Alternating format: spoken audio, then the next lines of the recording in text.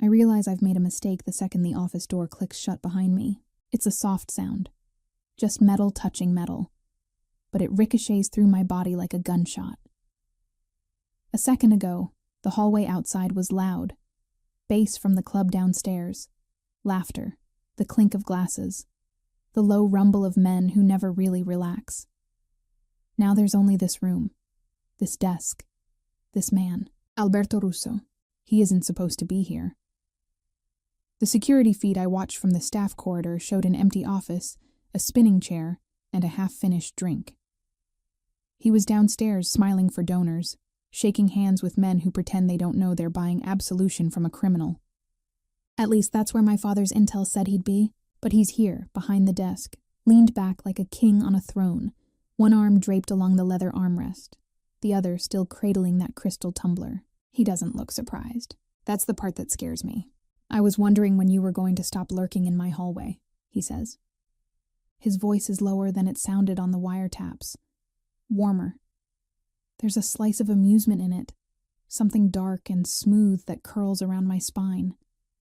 Every instinct I've ever been trained with screams at me to move, to run, to do anything but stand frozen with my hand still on the doorknob like a girl who wandered into the wrong bathroom. I wasn't lurking, I manage. My mouth is dry. I was looking for the restroom. One of his brows lifts, a small, elegant gesture that says he's heard better lies from better liars. In the private wing, he says, past the staff-only sign, through a door marked office. I force my fingers to unclench from the knob. There's no point pretending I got lost. Nobody gets lost up here.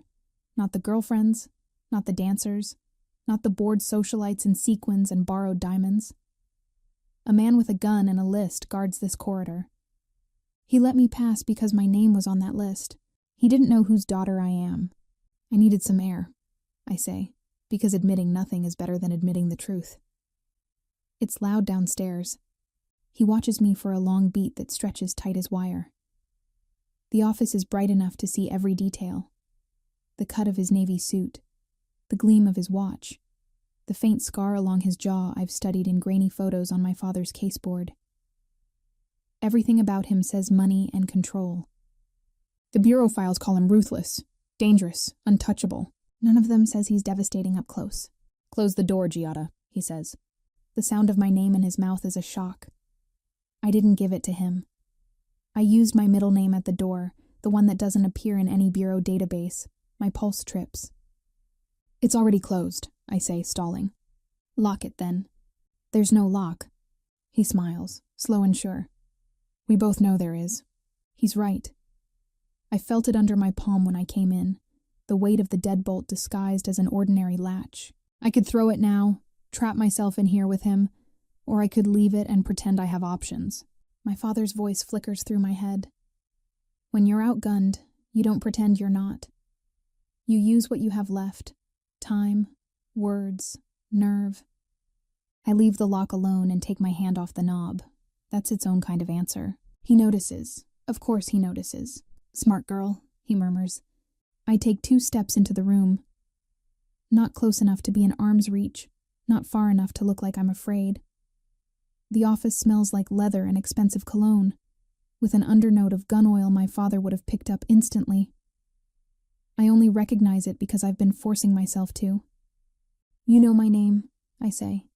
That feels unfair, considering I never got a proper introduction. His mouth curves. You know my name. Yes, I say before I can stop myself. The newspapers make sure of that. His gaze sharpens, catching the edge in my voice. Most women probably say his name like a prayer or a dare. I say it like a line item in a briefing. For a second, there's a flicker in those hazel eyes, something that looks suspiciously like interest. You don't sound impressed, Tesoro. I don't speak Italian, I lie. Liar, he says softly. Heat crawls up my neck. I should be better at this. I've spent years watching men on witness stands, listening to my father rip holes in their stories. I know what tells look like. I know how they smell. Sweat, panic, the clumsy scramble for a different version of the truth. Right now, I'm the one shifting on my heels while he stays perfectly still. Fine, I say. I don't speak much Italian. Better. He lifts his glass, studies me over the rim. You still haven't told me why you're in my office. Because I needed proof. Because the flash drive, pressed against the inside of my clutch, holds 2 minutes of footage I should never have been able to get, and I wanted 5 more. Because somewhere under all the training, lectures, and rules, I wanted to see the monster up close before we put him in a cage. Because I wanted to know if he looked like the kind of man who could ruin my father. I got turned around, I say. The guard downstairs said, "The guard downstairs knows better than to send anyone up here without a reason." His tone doesn't change, but the air in the room does. It tightens. Try again. My fingers flex around the clutch. It's a cheap thing. Fake leather. Bought yesterday with cash. The flash drive inside it feels heavier than it is. I should have gone straight to the bathroom as we planned, slid the data into the hidden relay my father's team drilled into the tile last week. In and out. No improvising. Instead, I came here. Curiosity kills more than cats, Giada. My date's probably looking for me, I say. If you let me go, we can pretend this never happened. Can we? He asks. He sets his drink down with exaggerated care, the tumbler a soft click against the coaster. Then he stands. I've seen him stand 100 times on screens in dark briefing rooms. It never felt like this. He's taller than the men who flanked him at the bar, broader through the shoulders than he looked 3 inches high on a monitor. His presence fills the room in a way that has nothing to do with his size and everything to do with the way he moves. Unhurried, coiled, like he's never needed to rush a day in his life. Every step he takes toward me is deliberate. Here's my problem, he says. People don't just wander into my office. They don't get turned around. And they definitely don't stand in front of me and lie with their pulse jumping in their throat. I swallow, too late. He stops just out of reach, close enough that I can see a tiny nick on his jaw where he shaved too fast. The imperfection makes everything else about him feel more dangerous, not less. Monsters with scars are real. Monsters with perfect faces belong in stories. The man in front of me is both. Your name is Giada Romano, he says quietly. You're 28. You grew up in Queens. You left for D.C. 6 years ago and came back 3 months ago. Your favorite coffee shop is 2 blocks from the field office on Varick, and you run along the river 3 times a week when you can't sleep. The room tilts. I don't remember telling anyone at the bureau where I run. My heartbeat thunders in my ears. Have you been following me? Of course. His voice is almost gentle. The moment my people told me Special Agent Anthony Romano's daughter was having drinks in my club, I became very interested in you. The world narrows to the shape of his mouth around my father's name. I think you're confusing me with someone else, I say. But the words sound thin, already dying. He smiles, slow and lethal. No, Giada, he says. I know exactly who you are. The question is, do you know what that means for you now? I should lie. I should run. I should claw my way back to the hallway and pretend the last 30 seconds never happened. But all I can do is stand there with his name from my father ringing in my skull like a warning bell. My father always said that criminals study their enemies the way surgeons study anatomy. Deeply, obsessively, with a kind of reverence twisted into something useful. But he never said anything about a criminal studying the enemy's daughter. Alberto watches me absorb his words, his expression maddeningly calm. You didn't know I knew, he murmurs. Interesting. I don't know what you think you've heard, but... Stop. He lifts a hand, and somehow that tiny motion cuts me off more effectively than if he'd shouted. I'm not interested in what you think I believe. I'm interested in what you were doing. The clutch suddenly weighs 10 pounds in my palm. He notices my glance toward it. Of course he does. His gaze sharpens, pinpointing the exact place my nerves fray. Bring it here, he says softly. My mouth dries. It's just a bag. Then bring it. My feet stay rooted to the floor. If I go to him, he'll take it. If he takes it, he'll find the drive. If he finds the drive, I force myself to breathe. I need a distraction, a new angle, something. You seem very sure I'm here because of my father, I say carefully. Maybe I just wanted a drink. If you wanted a drink, Alberto says, you wouldn't be in my office. You'd be at the bar, or you'd be dancing downstairs, or you'd be watching the VIP booths, pretending not to wonder what goes on behind their curtains. His eyes flick over me, not with lust, at least not only that, but with unsettling accuracy. But you're here, in a restricted area, with a bag you don't want me to see. And you think that means something? I know it does. The desk behind him gleams under the dim light, a perfect lacquered surface that reflects his silhouette. One wrong move, one wrong reveal. I don't know what he does to informants, but the case files don't read like bedtime stories. He takes one step closer. He's inches from me now, too close for a lie to have room to breathe. Giada, he says, and the sound of my name is different this time, quieter, coaxing, like he's trying to draw the truth out of me with tone alone. What's in the bag? What do you think is in the bag? He smiles faintly. Something you don't want me to see. He's right, and we both know it. Another step. Now the scent of him pulls around me. Warm smoke, clean linen, something darker underneath. My pulse jumps without permission. You came here for a reason, he says, and I want you to tell me what it was. I told you I was lost. He huffs a soft laugh. Tesoro, there are 300 people downstairs who would believe anything that comes out of your mouth, but I'm not one of them. My skin heats, not with shame, with irritation. Because he's right. Because he sees too much. Because part of me, the part I don't listen to, likes that he doesn't buy the bullshit I've fed other men since I was 18. Fine, I say. I wanted privacy. For what? To think, I lie. Something in his gaze shifts. To think, he repeats, as if he's tasting the word. Most people don't come to my office to think. They come to beg. Beg! I choke out a laugh. For what? For mercy, for favors, for money, for the return of something they wish they'd never lost. That's not me. I know. My chest tightens. He steps to my side and I turn with him, keeping him in view the way my father taught me. But Alberto isn't circling like a predator. He's studying me, the way a mathematician studies an unsolved formula, methodically, almost admiringly. You walk like your father, he says. Did you know that? The breath punches out of me. What? Controlled, balanced, every step calculated, the way federal agents are trained. But there's something else in your stride, something he doesn't have. And what's that? Defiance. My stomach twists. He lowers his voice. You didn't come here on bureau business tonight. Not really. Is that so? You came here because you wanted to see for yourself. I exhale shakily. See what? What kind of man am I?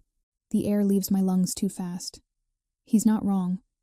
Worst of all, he's not guessing. He's reading me correctly, piece by piece. That's ridiculous, I say. No, he murmurs, stepping closer until I feel the heat of his body along mine. It's honest. My pulse stutters.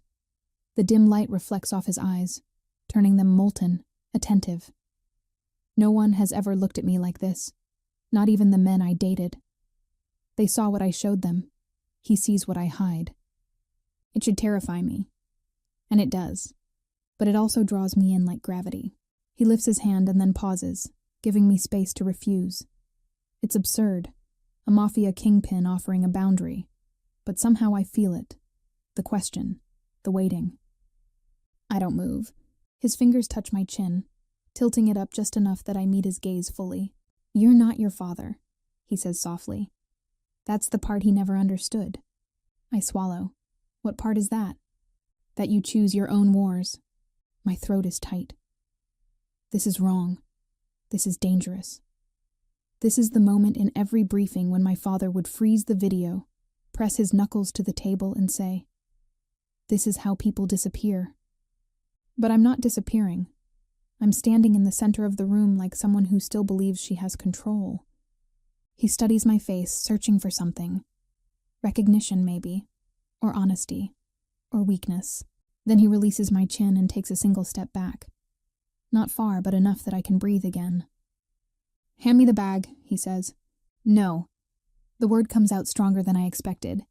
Amusement flickers in his eyes. "No? You don't get to search me just because you're suspicious." "Oh, tesoro," he says, and there's something close to admiration in the word. "I get to search you because you're in my office. Without permission. With information I'm sure you weren't supposed to collect." My blood runs cold. He knows. He doesn't know everything, but he knows enough. I tighten my grip on the clutch. "You're assuming I did something illegal." "I'm assuming you didn't come here to admire the decor. You're awfully confident for someone who might be wrong." "Am I wrong?"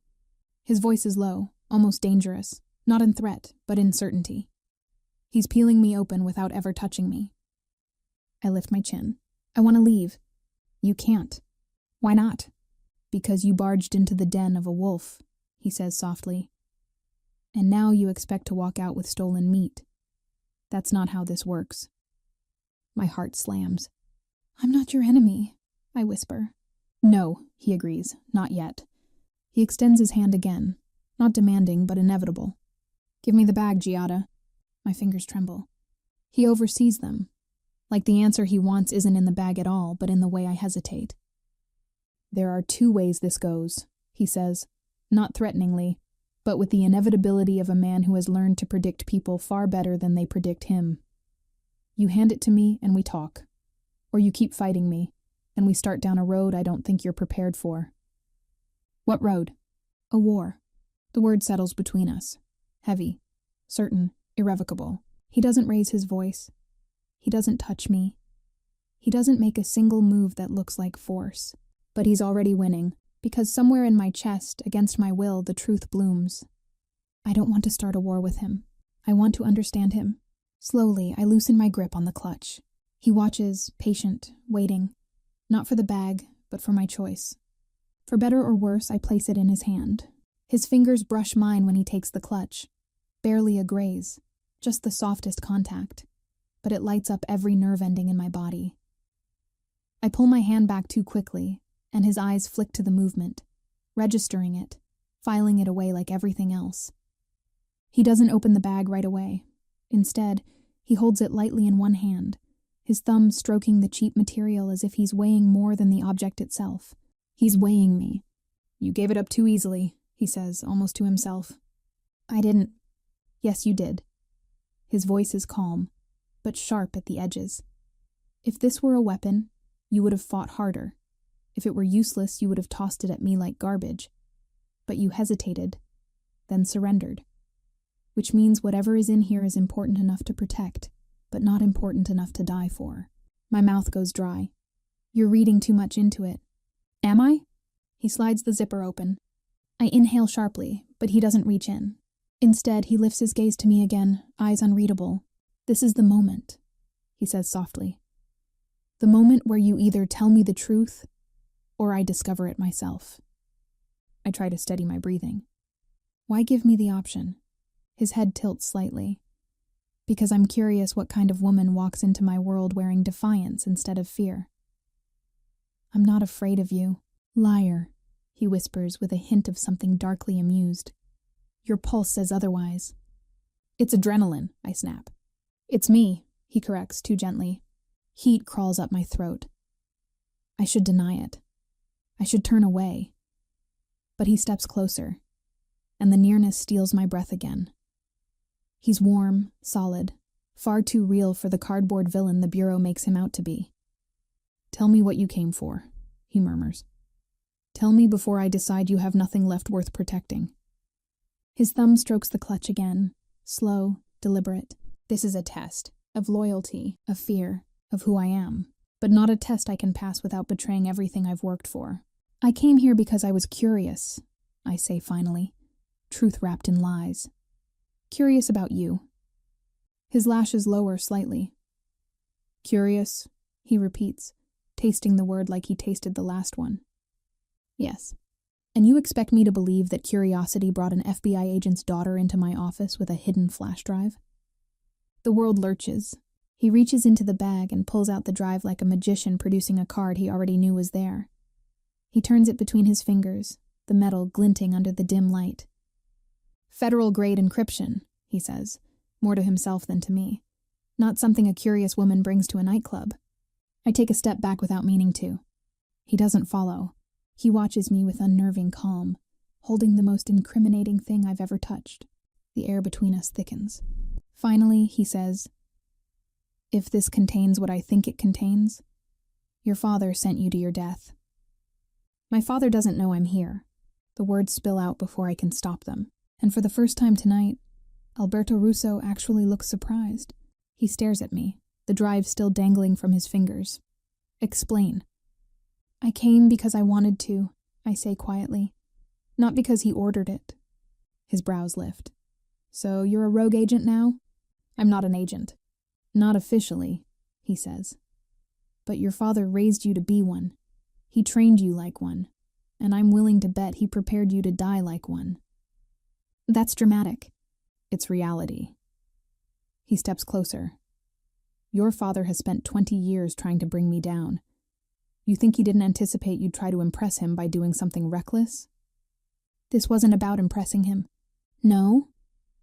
His voice softens until it feels like silk cutting through my defenses. "Then who was it about?" My breath hitches. He doesn't look away. "Tell me." This is the part I don't want to say. The part that feels embarrassing, stupid, disloyal to myself. "It was about the truth," I whisper. "My father lies about you." That gets his attention. He steps closer, expression sharpening like a blade being honed. "What does he lie about?" "Everything." He waits, silent, patient, dangerous. "I wanted to see for myself," I finally admit. "Not just from dossiers or recordings. I wanted to see the man he hates." "And what did you see?" My chest tightens. He's asking for more than an answer. He's asking for judgment, for a verdict I don't have the clarity to give. "I don't know," I breathe. He studies me for a long moment, and something changes in his face. Something darker, deeper, far more personal.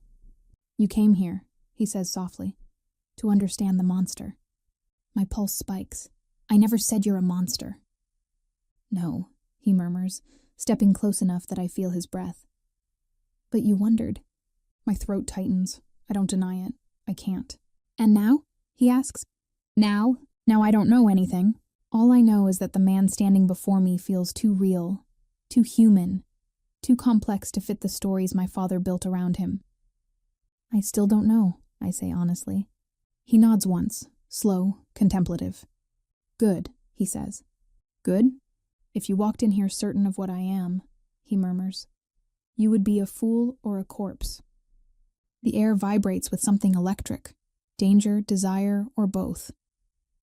He slips the flash drive into his pocket with unsettling gentleness, like he's tucking away something intimate. "Come sit," he says, gesturing to the chairs near the low table. "I'd rather stand." He smiles. "I'd rather you sit." "Why?" "Because you're shaking." I stiffen. "No, I'm not." "You are," he says quietly. "Not with fear, with adrenaline, with curiosity, with the weight of a truth you're not ready to admit." I swallow hard. "Which is?" "That you don't want to leave." My heart slams against my ribs. He steps closer again, lowering his voice. "Not yet." "I should leave." "Yes," he murmurs, "but you won't."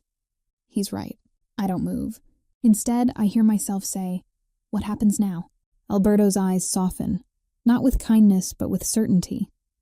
"Now," he says, "I decide whether you walk out of this room as a threat or something else entirely." My breath catches. "Something else?" His gaze drifts over my face, lingering on my lips, my throat, the part of me that should be afraid but isn't. "Yes," he whispers, "something else." And for the first time I realize the danger here isn't that Alberto Russo might kill me. It's that he might not. He turns and walks toward the seating area. A dark leather couch, a low marble table, a single chair angled toward the window as if he sits there to think, or to judge, or to decide the fate of whoever stands before him. He doesn't look back to see if I follow. He doesn't need to. Something about him, his certainty, his composure, the quiet command in every movement, pulls me forward. My heels sound loud against the polished floor, each step echoing like I'm walking deeper into something I won't be able to climb out of. He waits until I'm close, then gestures again to the chair. When I don't immediately sit, he raises one brow, a silent challenge.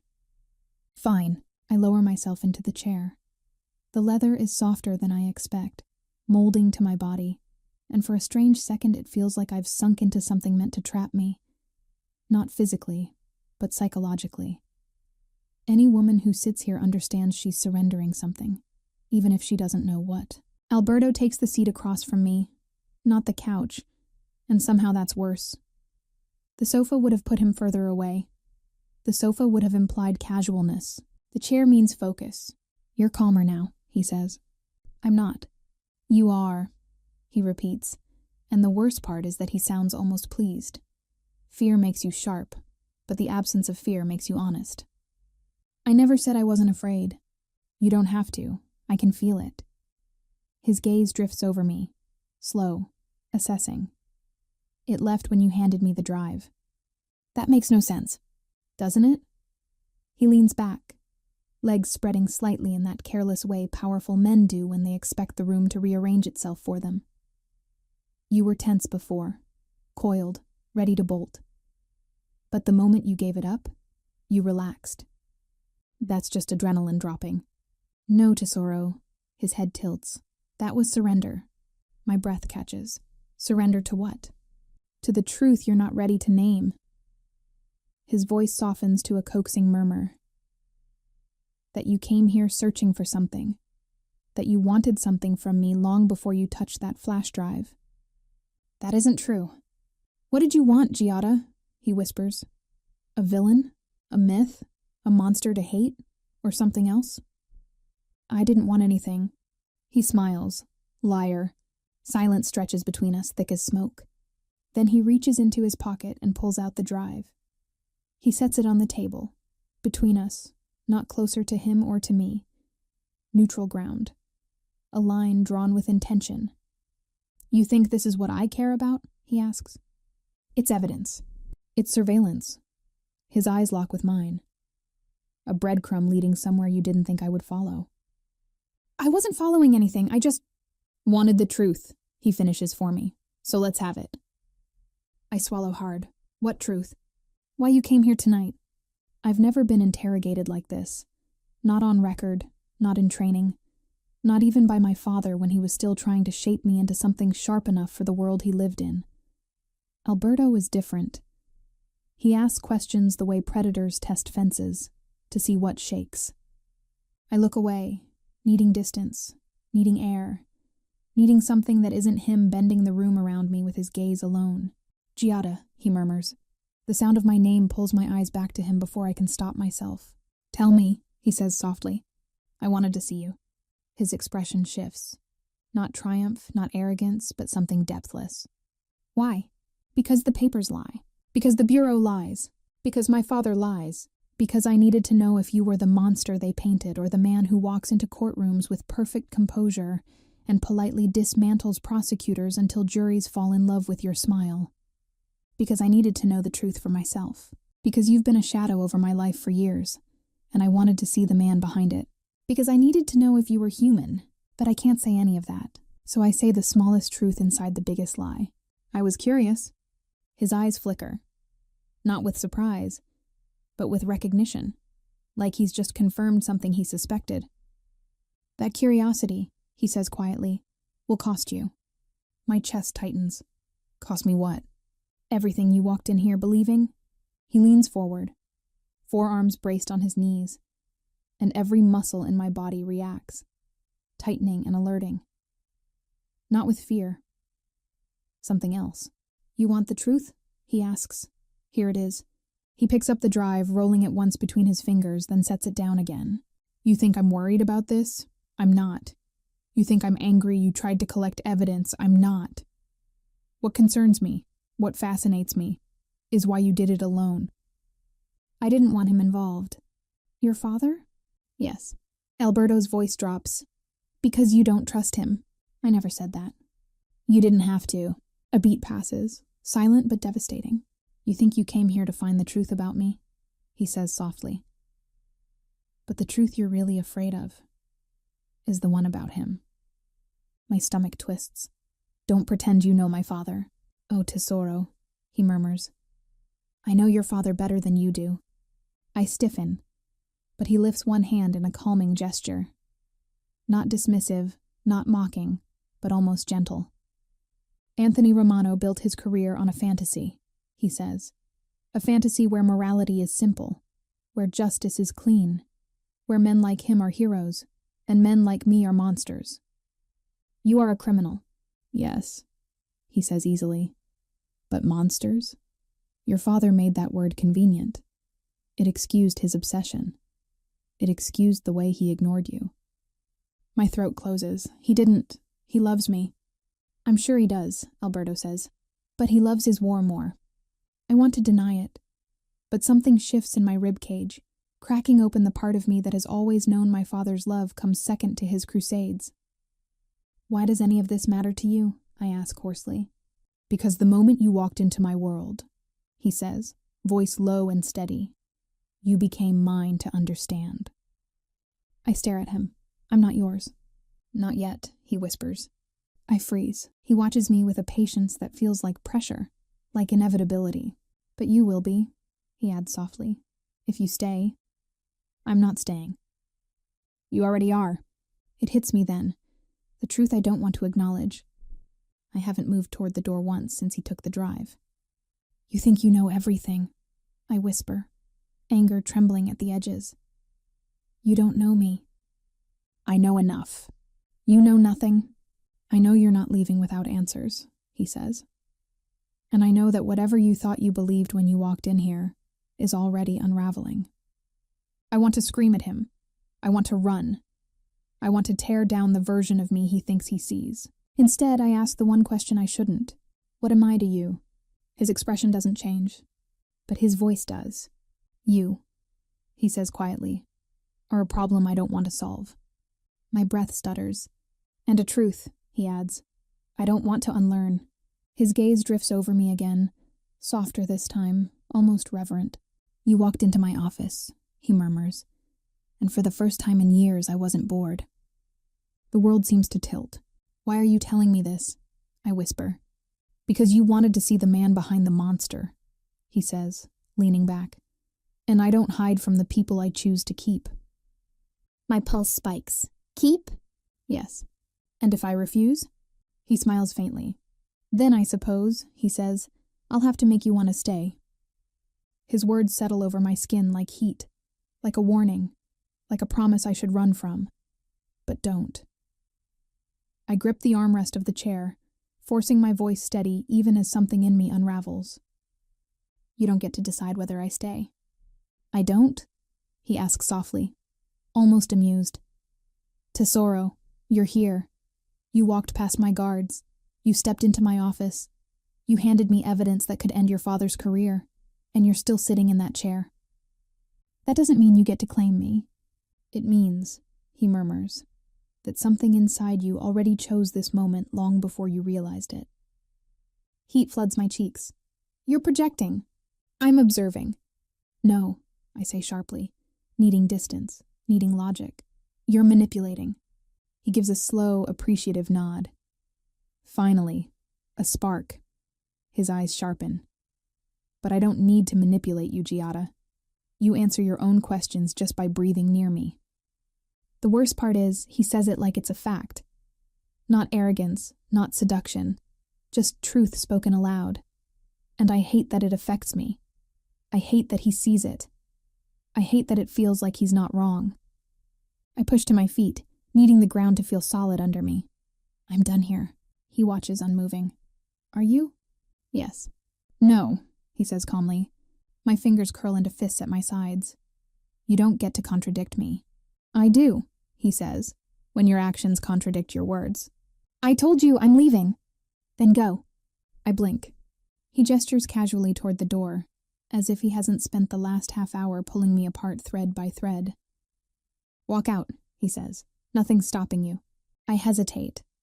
His gaze drifts to the hesitation, seizes on it, and understands it before I do. There it is, he whispers. The truth. I grit my teeth. You think I'm afraid to leave? No, he says. I think you're afraid to want to stay. Anger flares hot in my chest. Too bright. Too fast. Maybe because he's wrong. Perhaps because he's right. This may be because tonight wasn't supposed to go this way. I don't want anything from you, I say. He rises, and suddenly the room feels too small. His height, his presence, the quiet authority in every line of his body. It all hits me at once. He isn't just tall. He's imposing in a way that doesn't rely on intimidation. He doesn't need to raise his voice. He doesn't need to touch me. He needs to look at me. Then why? He asks softly. Are you trembling? I'm not. Yes, he says, stepping closer. You are. I can't step back. Not without proving him right. Not without admitting something I refuse to name. So I lift my chin, forcing composure into my voice. You're imagining things. No, he murmurs. I'm reading things. You especially. He stops in front of me close enough that I feel the whisper of his breath. Close enough that my heart stutters, traitorous and wild. He reaches out, not to grab me, not to trap me, but to brush a single finger under my chin. I freeze. Your father hides his ruthlessness behind righteousness, he murmurs. But you hide your fire behind obedience. I swallow hard. Stop pretending you know me. His touch stays feather light, but the intensity in his eyes feels like pressure. You came here, he says softly, because something inside you wanted to step out of his shadow. And something else, something dangerous, wanted to step into mine. My breath catches. He lowers his hand, not out of mercy, but out of intention. Tell me I'm wrong, he says. Tell me you don't feel this. There is no this, I whisper. He smiles faintly. Then why is your voice unsteady? I hate that he notices everything. I hate that part of me likes being noticed. I force a breath. You're twisting my reactions. That's all this is. Is it? Yes. His smile deepens, the kind a man wears when he already knows the next 3 moves on the board. Then explain something, he murmurs. Explain why a woman trained since childhood to distrust men like me is standing still. I'm standing still because you're blocking my path. You know I'm not. My jaw tightens. Move! No. I exhale sharply. Why not? Because you're about to lie again. I push past him. Or I try to, but the moment I take a step, his hand catches my wrist. Not harsh, not forceful, just enough to halt me mid-motion. The warmth of his touch shoots up my arm like an electric current. His voice is low, almost gentle. Giada.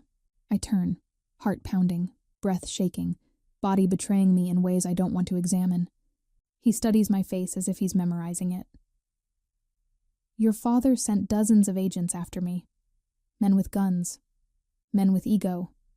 Men who thought they understood danger. He steps closer. None of them ever unnerved me. His thumb brushes my pulse, still racing under his fingers. You do. Something deep in my chest twists. Fear, desire, confusion, recognition. I don't know anymore.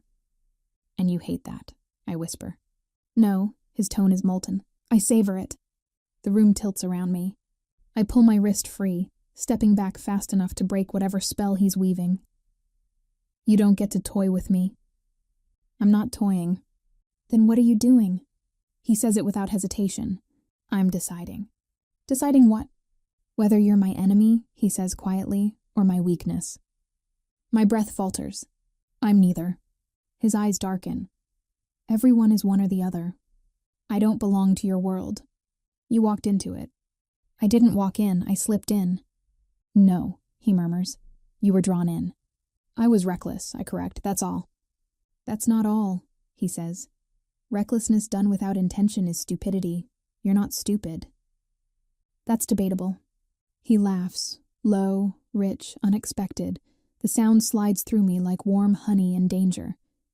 You're funny, he says, watching me with a kind of fascination that feels new, even to him.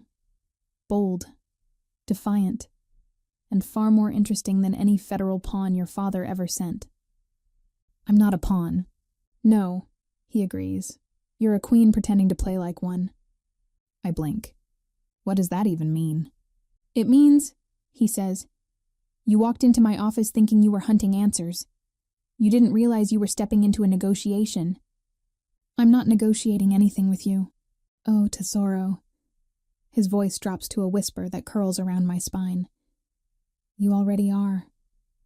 I'm not yours to negotiate. That, he says, is what we're determining. He sits again, leaving the flash drive between us like an unopened book. This is leverage, he says, tapping it. I know, but not leverage against me. My pulse stutters. What are you saying? He leans back, looking devastatingly composed. This doesn't harm me. It harms him. My father? Yes. How? Because you obtained it, he says, without authorization, without a warrant, on soil controlled by me. That makes it inadmissible, useless in court, but it makes one thing very clear. I wait, breath caught. You no longer follow his rules, he says softly. But you haven't figured out whose rules you follow now. I feel my balance shift, the ground tilting beneath me. You think I'm choosing you? I breathe. I don't think, he says. I know. You're delusional. You're here. That doesn't mean... He raises one hand, stopping my objection with a single infuriating gesture.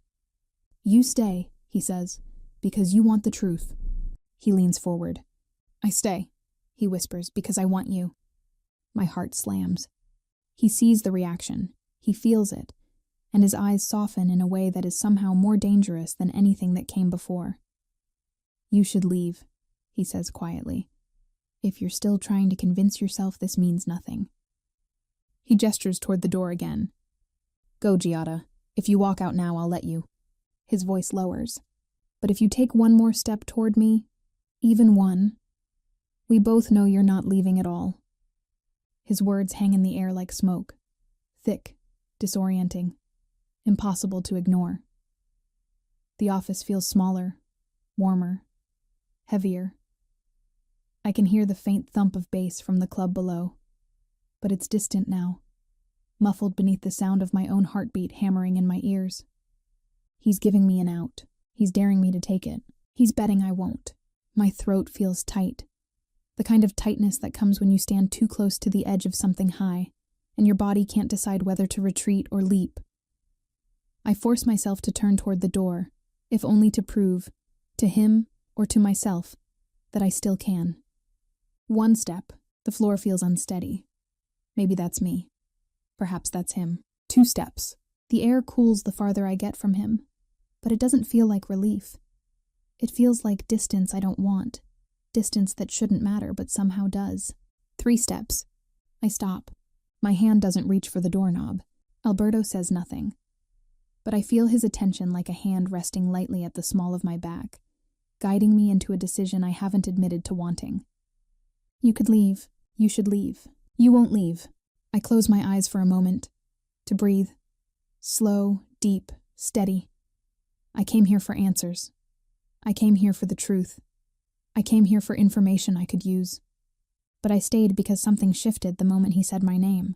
Something changed when he looked at me, not as an intruder, not as a threat, not as an agent's daughter, but as a woman who intrigued him. Giada. I open my eyes. He hasn't moved from his seat. He doesn't need to. His voice alone pulls my entire body back into the room. You don't have to choose now, he says softly. But indecision is already a choice. The words vibrate through me. Indecision means you're torn, he continues, and being torn means you feel something. I don't, I say automatically, because that's what I'm supposed to say. He doesn't call me a liar this time. He looks at me, really looks, and somehow that's worse, because he sees the parts I'm trying to hide from him and from myself. You didn't walk away, he murmurs. I turn slowly, my hand still hovering near the door but not touching it. That's all the proof he needs. I can see it in the faint lift at the corner of his mouth, a victory not celebrated, just acknowledged. Like he knew I'd stop, like he counted on it. I didn't stay, I counter, He rests his elbows on his knees, folding his hands loosely. You paused. It's not the same. It's the same. He says it so calmly, so sure, that for a moment I want to hate him for understanding me too well.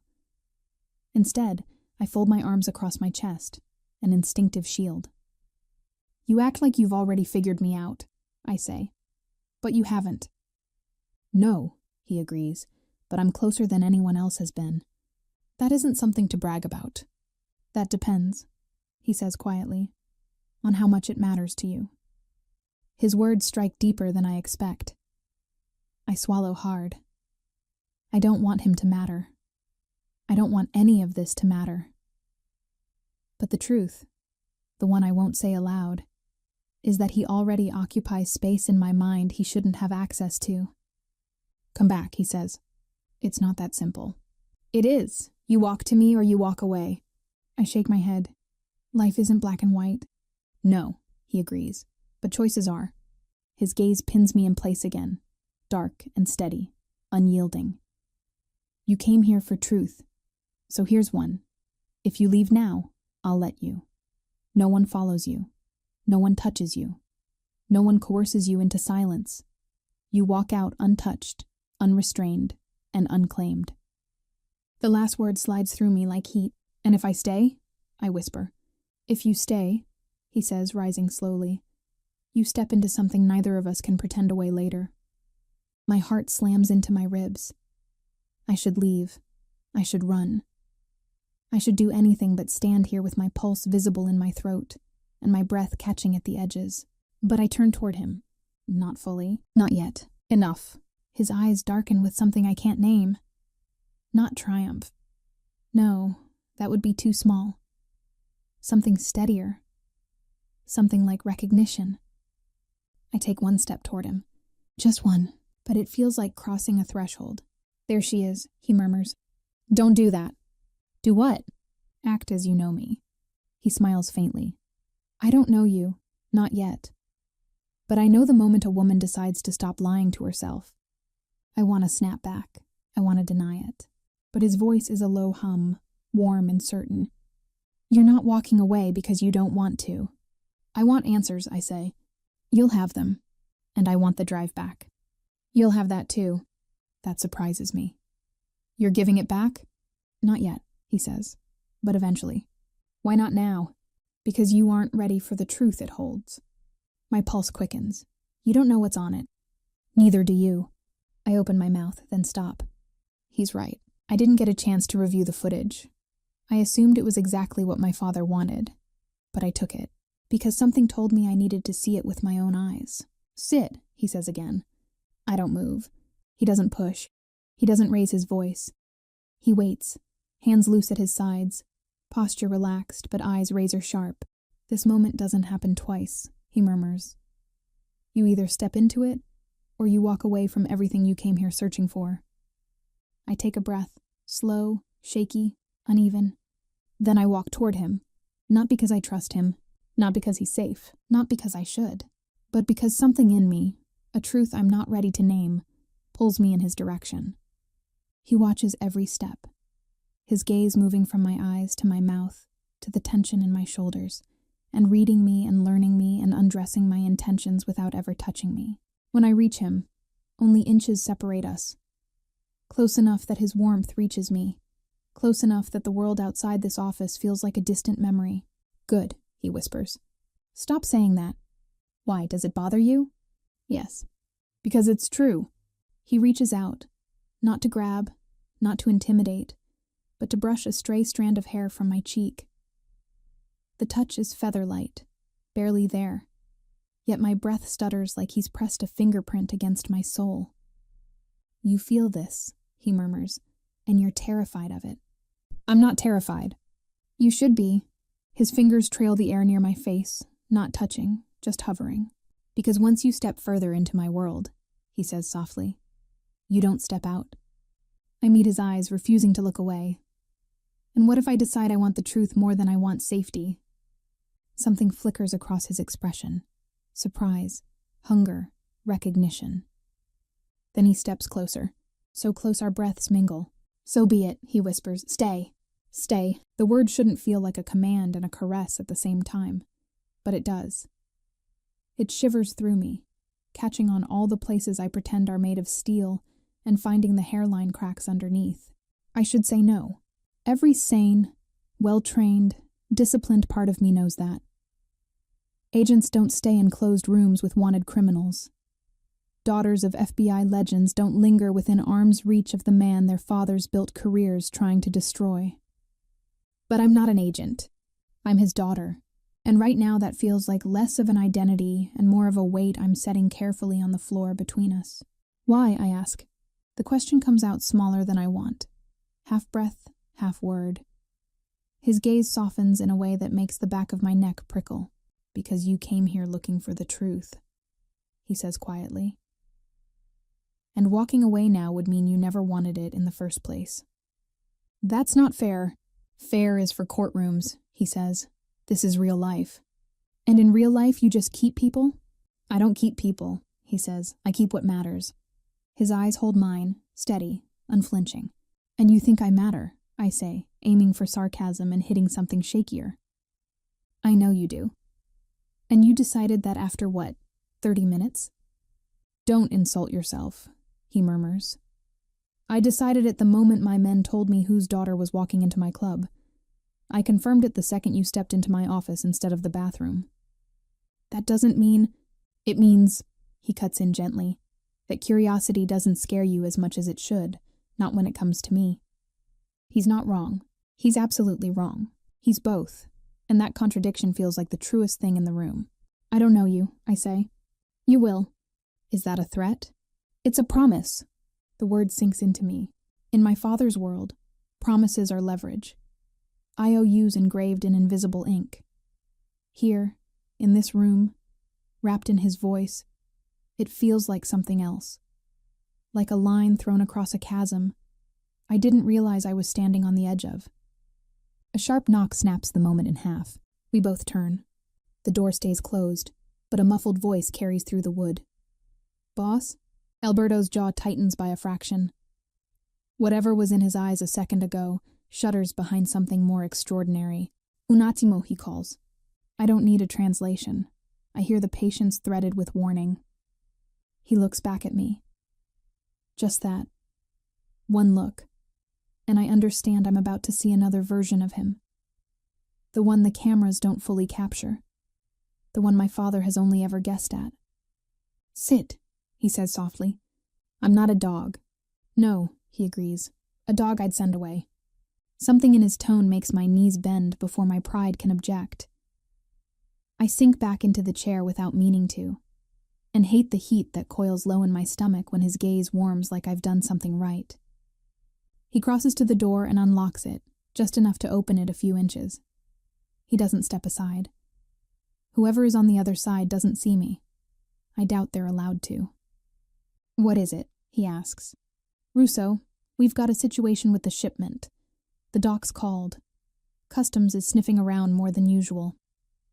The man's voice is tense, breathless. Not afraid exactly, but wary. Like he knows bringing problems to this door is dangerous, even when it's necessary. I shouldn't listen. I listen. Every word is a crime scene, a confession, a piece of intel my father would kill for. I drag my gaze to the window instead, staring at the city lights smeared against the glass. This is what I came for. Proof that Alberto Russo isn't just charming smiles and immaculate suits.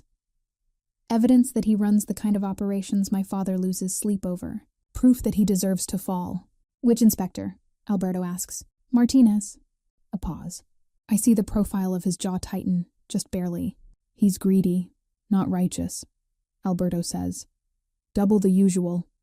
Tell him if he wants to feed his kids' private school tuition, he doesn't ask questions. If he insists on playing hero, remind him he's not the only one with a family. There it is. The line.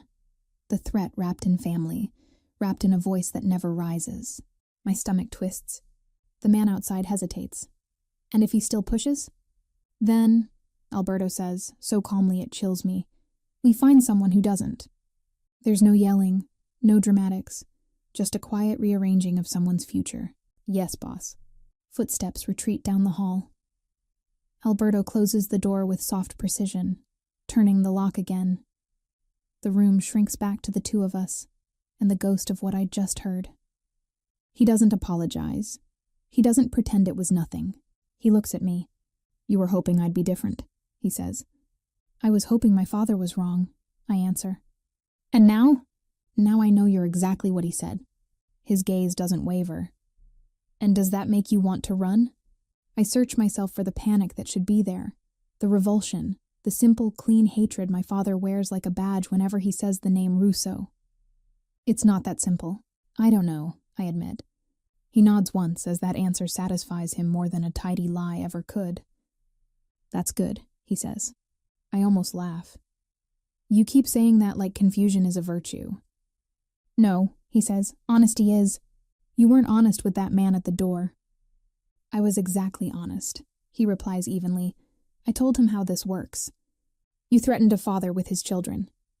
I reminded a man who's taking dirty money that he doesn't get to pretend his hands are clean." There's no defensiveness in his tone, no attempt to make himself look better. He lays his ruthlessness on the table the same way he set the flash drive down, deliberately, unflinchingly. "Monsters don't know they're monsters," I say quietly. "Heroes don't either," he counters. "They just assume the story favors them." "And which do you think you are?" "Neither," he says. "I'm a man who understands the cost of every choice he makes." His gaze drifts over my face. "And I think," he adds softly, "you're just beginning to understand yours." He stands there for a moment, a silhouette of composure sharpened by danger, before he begins walking back toward me. Slow, unhurried, the way someone moves when they know the room bends around their gravity. I should stand. I should match his pace. I should stop letting him set the rhythm of this entire night. But I stay seated, fingers curled tight against the edge of the chair, every muscle vibrating with conflict. When he reaches me, he doesn't sit. He doesn't lean. He stops at the edge of my space, looking down at me with a quiet intensity that feels more intimate than anything he could do with his hands. "You're thinking too loudly," he murmurs. "I'm allowed to think." "You're allowed," he agrees, "but you're not being honest with yourself. Not yet." "That's rich," I snap, "coming from someone who hides half his life behind locked doors." He smiles faintly. "And yet you opened one." "That was a mistake." "No," he says. "It was a beginning." I shake my head. "You talk like this is fate. Like the moment I walked in here, everything changed." "It did. You don't get to decide that." "I don't have to decide it," he murmurs, leaning closer, not touching, not even brushing me, yet somehow invading every inch of my breath. "I only have to acknowledge it." "I don't believe in fate." "I don't either," he says softly. "I believe in consequence. And this..."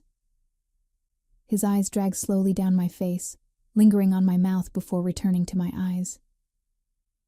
"This is a consequence." I exhale shakily. "You're twisting things." "I'm clarifying them." "Clarifying what?" "That you didn't walk into the lion's den by accident." His head tilts slightly. "That a part of you, maybe a small part, maybe a new part, wanted to see me. Wanted to confront you," I correct. "And now that you have..." My breath stutters. "Because now that I have, I don't know what I feel. I don't know," I whisper. He lowers himself slowly, sitting on the edge of the table in front of me. It's deliberate, putting himself at eye level, and not looming and not dominating. Just there. Present. Dangerously human. And there's something about that slight shift, that relinquishing of height and power, that makes his nearness more devastating, not less. "You're not used to not knowing," he says. "No, I'm not." "And it bothers you." "Yes." "And yet," he murmurs, slightest smile ghosting his lips, "you're not running from it." "I should." "But you're not." He says it with quiet certainty, and it lands somewhere deep inside me. I can't look away. His eyes hold mine in a way that makes the rest of the room dissolve. For one single second, I let myself wonder, if I weren't my father's daughter, if he weren't the man on the other side of every case file pinned above my childhood dinners, what would this moment be? Would it feel like danger, Or would it feel like inevitability? He studies me with a patience that feels like pressure and understanding at once. Tell me what you're afraid of. You, I answer before I can stop myself. His lips part, just slightly. Not smug, not triumph. Something quieter, something that looks almost like awareness. Because I'm a criminal? He asks. Yes. Because you don't know what I'll do next? That too. Or, he says softly, his voice dipping into a lower, warmer place. Because you're starting to understand why people follow me into the dark even when they know better? My heartbeat kicks hard against my ribs. I'm not one of your people. No, he agrees. You're something else. Stop saying things like that. I can't. Why? Because they're true. I stand abruptly, the chair scraping softly against the floor. I need space, air, something that isn't him seeing every piece of me I'm not ready to show. He watches me with that same maddening calm, but there's a spark in his gaze now, interest sharpened by challenge. Do you think distance will help? He asks. It helps me think. Does it? Yes. No, he says gently. It only makes you want to come back. I glare at him. You think you're irresistible.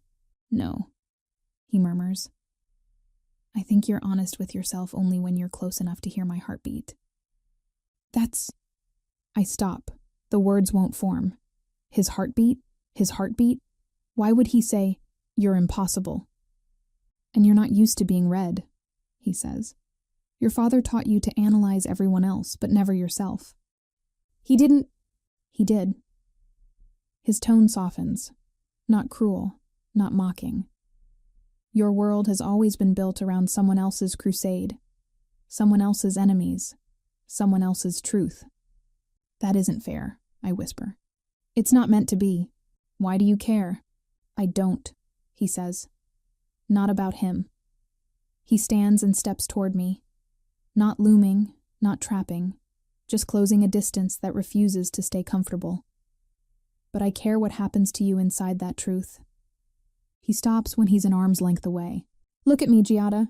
I am, I say, but it comes out quiet. No, he says. You're looking at what you've been told I am. And what are you? He holds my gaze. For the first time tonight, there's no smirk, no sharpness, no weaponized charm. Just a man standing in front of me, stripped of every rumor, every file, every monstrous portrait painted by men who wanted him caged. I am, he says slowly. Exactly who you think I am. I swallow. A criminal. Yes. A danger. Yes. A threat. His eyes dip to my mouth, then rise again. Especially to you. I should step back. I don't. And yet. He lets the words trail as his voice drops to a whisper. You're still here. I hate that he's right. I hate that he knows why. I hate that part of me wants to know what he'll say next. He closes the last bit of distance, just enough that I feel the warmth of him without being touched. Are you afraid of me now? He asks, softly, quietly, the same way Dante asked Emma in the story I read earlier tonight, but somehow more intimate, more personal. Yes, I whisper. His breath grazes my cheek. Good. I inhale sharply, but not for the reason you think, he adds. My voice trembles. Then why? Because fear, he murmurs, means you're paying attention. And you need to pay attention, Giada, because what happens next is going to change everything. Next, I breathe. Yes, he says. And what happens next? His eyes burn into mine, warm and unyielding. You tell me, he whispers, whether you want the truth or the door. And just like that, he steps back, giving me space, giving me a choice, giving me the one thing he knows will unsettle me most, power. The room feels different now, not smaller, not larger, just suspended. Like the world outside, it has paused to wait for my answer. Like everything, I thought I knew about danger and choice, and control is being rewritten quietly, without permission. He gave me power. Not real power. He still holds the evidence, still holds the leverage, still holds the secrets. But power in the way that matters most in this moment. The power to choose, truth or the door. For a long time, all I can do is stare at him. He stands perfectly still, hands relaxed at his sides, posture loose. Yet there's nothing casual about him. He's coiled without tension, alert without aggression, watching me with an intensity that feels like gravity. "What does that even mean?" I whisper. "Truth or the door?" "It means exactly what it sounds like," he says. "Walk out now, and you leave the flash drive, the questions, the pull between us, all of it, here in this room. You go back to your father's world. You pretend tonight was nothing more than trespassing and curiosity." "And the truth?" I ask. "The truth means," he says softly, "you let me show you why your father fears me. Why he lie about me. Why can he not afford for you to know what I really am?" My pulse kicks. "You expect me to trust you?" "No." His gaze deepens. "I expect you to want answers badly enough to risk trusting yourself." That's not a yes or no question. It's the only question that matters. I inhale slowly, the air thick in my lungs. I don't look at the door. I don't need to. Its presence presses against my back like an escape I don't quite believe in. "What if I choose the door?" I ask. He nods once. "I let you walk." "No threats?" "No threats." "No consequences?" His silence speaks volumes, but when he answers, his voice is steady. "Only the ones you'll give yourself later." "Meaning?" "Meaning," he says. "You'll spend the rest of your life wondering why you ran." Heat flushes through me. Anger, fear, recognition all tangled together. "You're arrogant," I mutter. "You're deflecting. You're manipulating." He smiles slightly. "You keep accusing me of manipulation, Tesoro, but you haven't lied to yourself in the last 20 minutes. That's not something your father ever managed." "I didn't come here to talk about him." "You came here," he says, stepping closer again. But not too close, just enough that I feel the shift in the air. "Because a part of you stopped believing him." "About what?" "About me. I want to deny it, I do. But I can't. Because the truth is, I came here because my father's obsession has always felt too personal, too emotional, too tangled in something he never fully explained. He didn't hate Alberto Russo like a criminal. He hated him like a rival, and that terrified me more than anything in the case files. I swallow hard. "If I choose the truth," I say slowly, "what do you expect from me?" "Nothing. That surprises me. Nothing. Not obedience, not loyalty, not blind faith." He pauses. "Just honesty." My laugh is soft, strained. "Honesty? In a Mafia office?" "In my office," he corrects gently. "Not the same thing." "Feels the same." "It won't." He says it with such certainty that the room tilts again, quiet and dangerous. "And what does the truth mean for you?" I ask. "If I stay?" He oversees me. "It means I stop pretending you are insignificant." Something in my chest jolts. "And it means," he adds, voice lowering, "I stop pretending I haven't been waiting for you." My breath catches. Waiting? Anyone could have found that hallway. Anyone could have slipped past my guards. Anyone could have been reckless enough to step into this office. His eyes hold mine. "But only you did." "That doesn't mean fate." "No," he agrees. "It means choice, and consequence, and inevitability." My knees feel unsteady. My pulse is all over the place. My mind is a mess of warnings and fragments and questions I'm too afraid to voice. "You think I'm inevitable?" I manage, voice thin. "No," he murmurs. "I think we are." The floor feels unstable. Or it's just me. "You shouldn't want this," I whisper. "You shouldn't want me." "Oh, Tesoro." His voice is molten, dangerous, devastating. "Wanting you isn't the problem. The problem," he steps closer, "is how much." My chest tightens painfully. "You don't even know me. I know you walked into your enemy's den alone," he says. "I know you came seeking truth. I know you question everything your father told you, even if you won't admit it yet. I know you're brave, and reckless, and smarter than the men he trained." His jaw flexes. "And I know you tremble when I get close, but you never run." Heat floods my face. "Stop reading me." "I can't," he says. "You're too loud." I narrow my eyes. "You keep saying that. Thinking, loud, trembling, loud, wanting, loud. What does that even mean? It means, he murmurs, I hear the truth in your silence. I hate him for being right. I hate myself for letting him be right. And what about you? I ask quietly. If I choose the truth, what does that do to you? Something shifts in his expression, something subtle but real. It complicates everything, he says. I blink. You're admitting that? Yes. Why? He exhales slowly, as though choosing honesty costs him something. Because tonight was supposed to be simple. I was supposed to meet donors, settle accounts, secure the docs, make decisions that shape the week. His gaze pins me in place. And instead you walked in. That's not my fault. No, he says, it's mine. He steps even closer, the distance thinning until the world seems to narrow around his presence. I should send you away, he says quietly.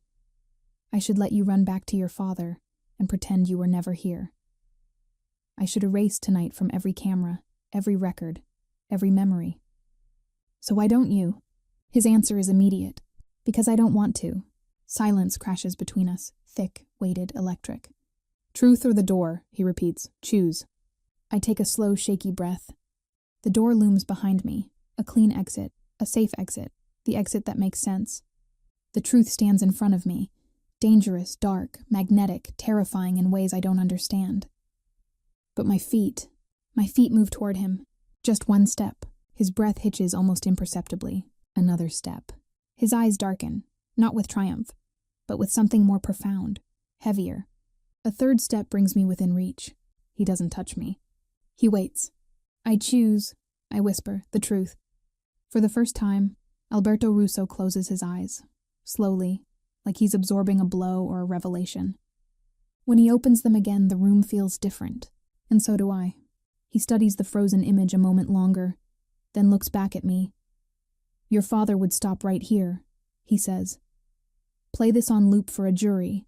Tell them, see, this is a man who thinks he's above the law. He's not wrong, I say.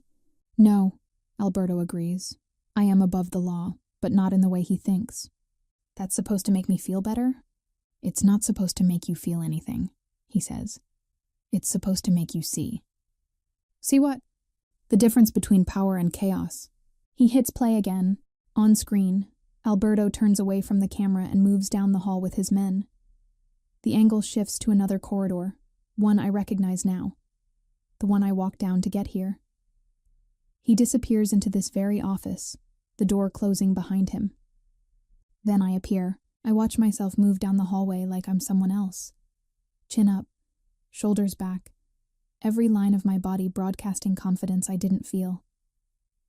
I see the moment I glance toward the restroom, then choose this door instead. You hesitated, he murmurs. I know. Why did you pick mine? Because the bathroom wouldn't have answered anything, I say quietly. And you thought my office would? Yes. Did it? I tear my gaze away from the screen.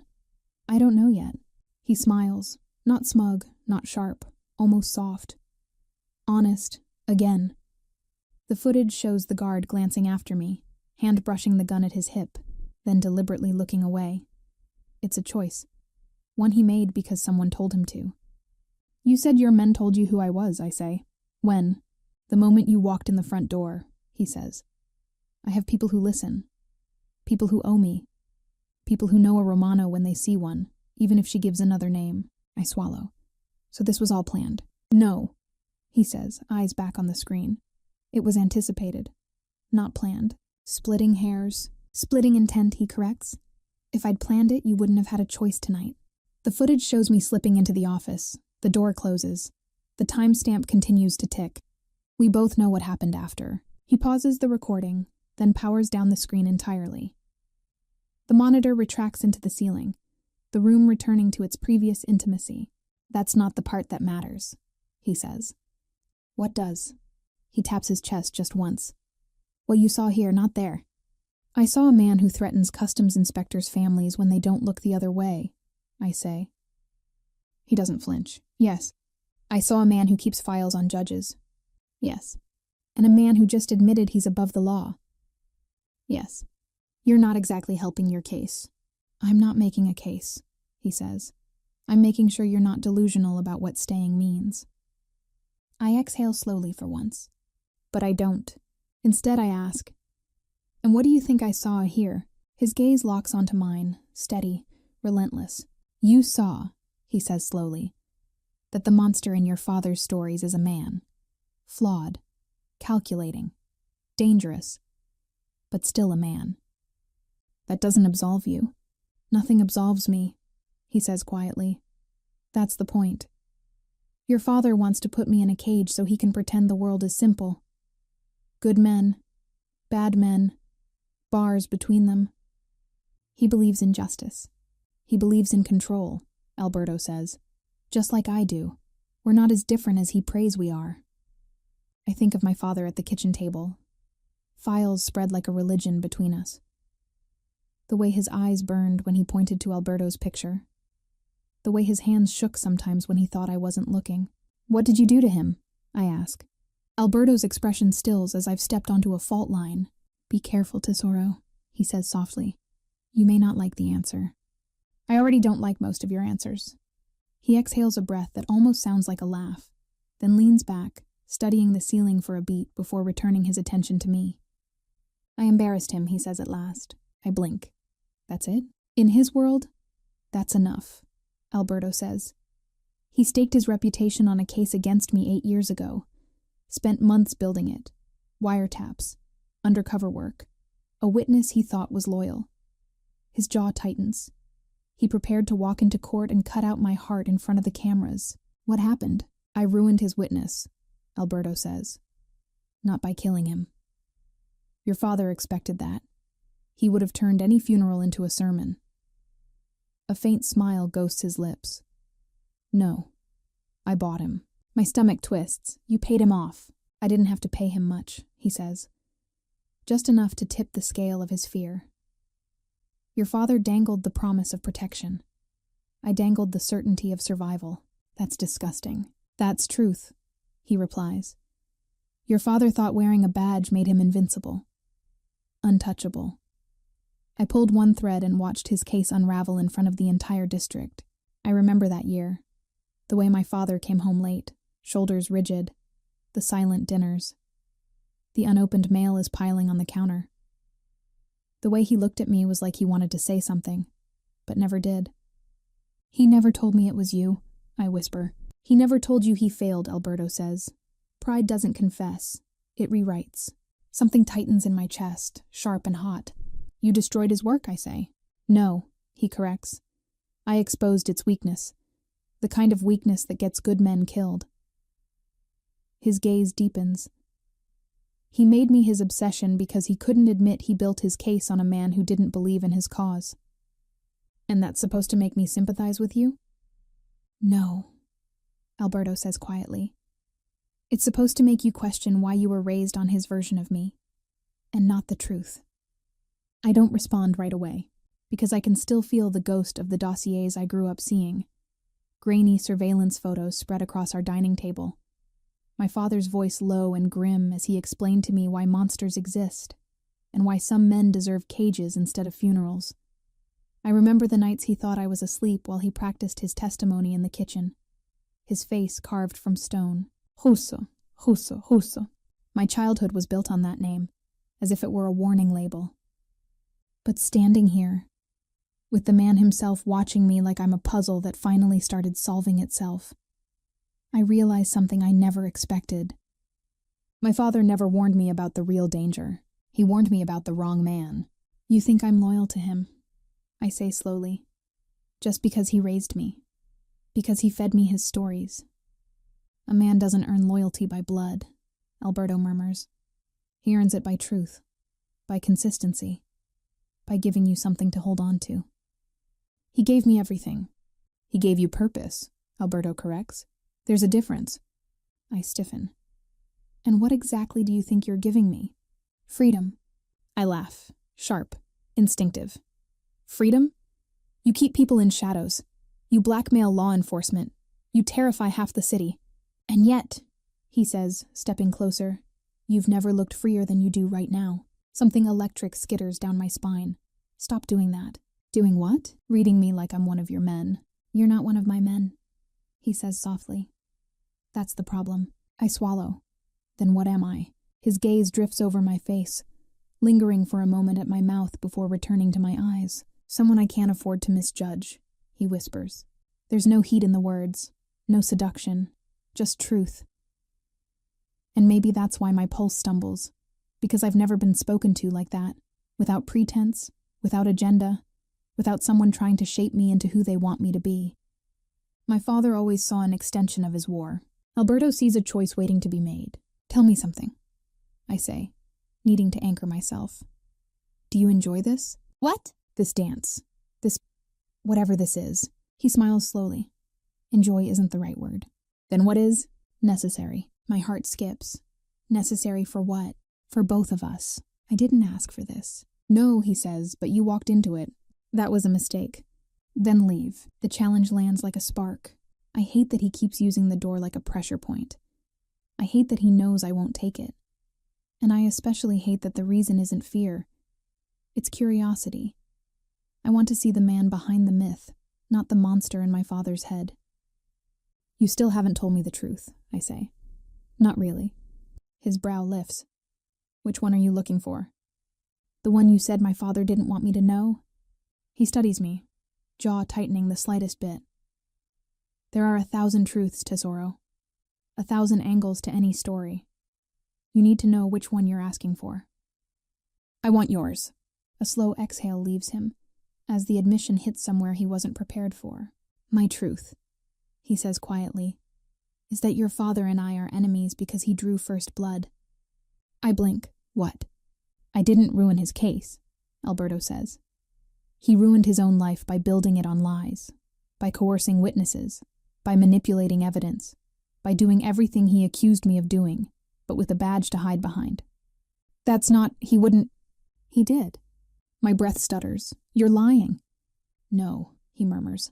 I'm giving you the truth he refused to. He walks past me, toward the desk, pulling open a drawer. When he returns, he's holding a folder, thinner than any of the thick files my father kept, but somehow heavier in implication. He sets it down. I stare at it as it might burn me. What is that? Proof, he says. Of what? That your father crossed lines even I wouldn't. My stomach twists. Why should I believe anything in there? Because, he says softly, you'll recognize the handwriting. My chest constricts. I reach for the folder slowly, fingers trembling despite myself. When I open it, the smell of paper and ink rises. Old, worn, familiar. Inside are memos. There was no witness. Create pressure, apply heat, break him. A.R. Illegible in places, rushed in others. Notes my father would scribble during late nights filled with too much caffeine and too little conscience.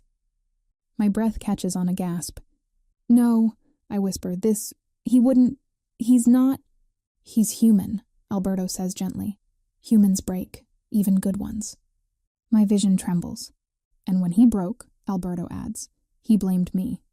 I close the folder because I can't keep looking at it. Because each line feels like sandpaper against everything I believed. Because part of me still wants to defend him, and part of me wants to scream, and the rest of me is standing in the space between betrayal and disbelief. You expect me to turn against him, I say, voice shaking. No. My head jerks up. I expect you to decide for yourself, he says. Something you've never been allowed to do. That's not true. Then why, he asks softly, was your first instinct tonight to defend a man whose lies you suspected before you ever stepped into my office? A tear slips before I can stop it. I wipe it away fast, furious with myself. This isn't fair. No, he says, but it's real. I hug my arms around myself, the weight of everything pressing down. Why are you doing this to me? I whisper. He steps closer, not touching, but close enough that warmth radiates from him like a quiet shelter. Because you chose the truth, he murmurs. And truth isn't gentle. I shake my head. You want something from me. Yes, he says without hesitation. What? To see who you become now that the story is no longer his. My breath shudders. And what if I don't want to become anything? I whisper. You already are. What? Free. I choke on a laugh that isn't a laugh. If this is freedom, I don't want it. Yes, he says, you do. No, you do, he repeats softly, because the alternative is living inside his shadow forever. I meet his eyes, and for the first time, I see no monster, no myth, no threat, just a man offering me a crossroads. Giada, he whispers, you can hate me for the truth, but don't hate yourself for seeing it. My knees weaken. He sees it. He steps closer, slow, deliberate, careful. His voice lowers, brushing against my skin. This, he murmurs, is where your story stops being his. I don't know how long I stand there, frozen between a truth that feels like a blade and a man who feels like a warning. My fingers loosen their grip on the folder, but I don't drop it. I can't. It's too heavy, too essential, and too devastating all at once. You look like you can't breathe, Alberto says quietly. I can, I whisper, though it feels like a lie. Then breathe. It's not that simple. It is, he murmurs, stepping close again. Most things are. People just make them complicated. I need time. No, he says gently. What you need is to stop running. I'm not running. You've been running your whole life, he says, into his expectations, away from your own mind. Tonight is the first time you stopped long enough to feel the ground shift beneath you. I shake my head because listening to him feels like stepping off a ledge. You don't know me. I know enough, he says. Enough to see when a woman is standing in the ashes of everything she believed and hasn't realized yet she's not burning. She's being reborn. The words hit too deep. You talk like you want to save me. No, he says. I talk like I refuse to lie to you. My throat works around a breath I can't relatively steady. You want me to choose you over him? No, he says again, and the steadiness in it makes me look up. I want you to choose yourself. The room feels like it tilts.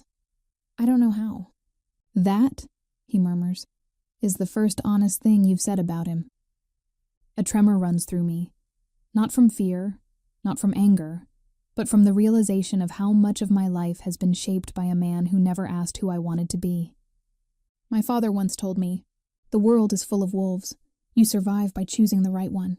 I never asked why survival meant choosing any wolf at all. I can't just walk away from him, I say. He's my father. And you're his daughter, Alberto says softly. Not his soldier. He's not a bad man.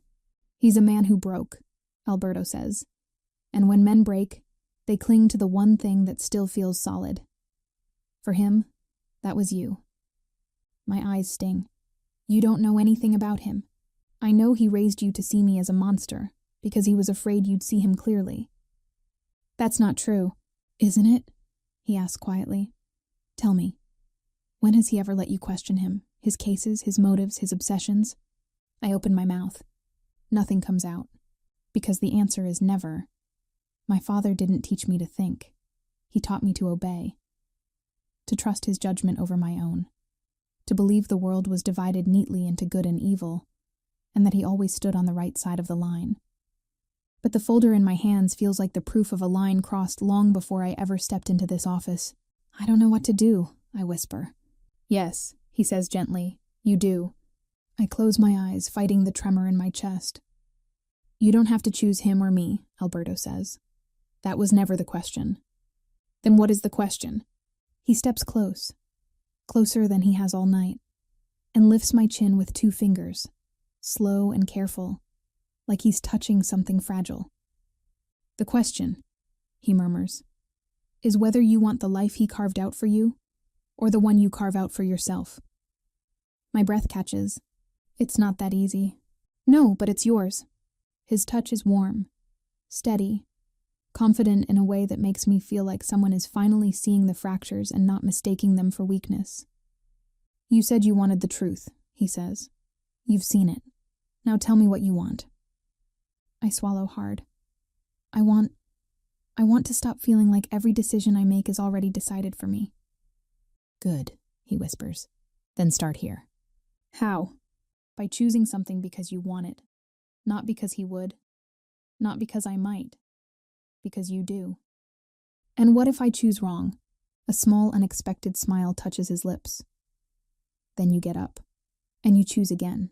No judgment, no direction, no invisible leash, just choice. I've never had that. Not really. I don't trust you, I admit. You shouldn't, he agrees. Trust is earned. But understanding, that's already happening. And what do you understand about me? That your fear isn't of me, he says. It's of who you might become if you stop letting your life be shaped by someone else's war. The breath I drag in trembles. He lowers his hand, but he doesn't step back. You don't have to stay, he says. You don't have to walk out either.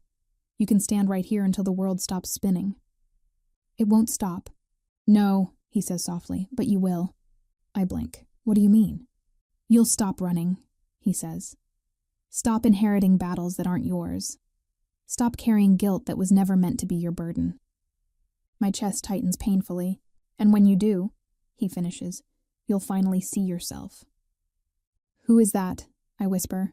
His eyes soften, truly soften for the first time. A woman who chose truth, he says, even when it hurt. A tear slips down my cheek. This time I don't wipe it away. He reaches out, slow enough for me to stop him, and brushes his thumb along the tear's path. Gentle, reverent, nothing like the man I was taught to fear. His touch lingers for a heartbeat. Then another. Giada, he murmurs, voice low enough to feel rather than hear. This is where your next chapter begins. Not with me. Not with him. With you. I exhale shakily, the weight in my chest shifting. Still heavy, but different. Less like chains, more like a possibility. What happens now, I ask? He steps back. Not away, just enough to give me space that feels like respect instead of distance. Now, he says, you decide what you want your life to look like when you're the one choosing it. And if I choose to walk out that door? You walk, he says, and I won't stop you. And if I choose to stay? His eyes deepen, warm, steady, unreadably sincere. Then, he whispers, we start telling the truth together. For the first time tonight, the room feels less like a cage, and more like an open door. Even if the world outside doesn't know it yet. Even if I don't fully know it yet, I breathe in, slow, deep, steady, and for the first time the breath feels like it's mine.